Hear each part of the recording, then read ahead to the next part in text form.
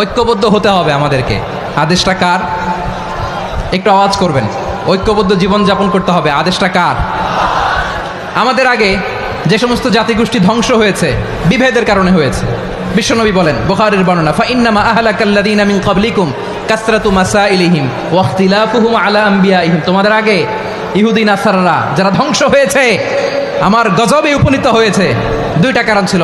Number 1, কাসরাতু মাসাইলিহিম, বেশি প্রশ্ন করত, প্রয়োজনে অপ্রয়োজনে নবীরা প্রশ্ন করে আটকাইতে চাইতো, এরকম ডাকাত ছিল তারা। 2 নাম্বার কারণ, ওয়াখতিলাফুহুম আলা আম্বিয়াইহিম, ইখতিলাফ করার কারণে, বিভেদের কারণে, পারস্পরিক বিরোধে জড়ানোর কারণে তারা ধ্বংস হয়েছে। এখন বলেন, আমরা কি আল্লাহর গজব চাই? আমরাও কি তাদের মতো ধ্বংস হতে চাই?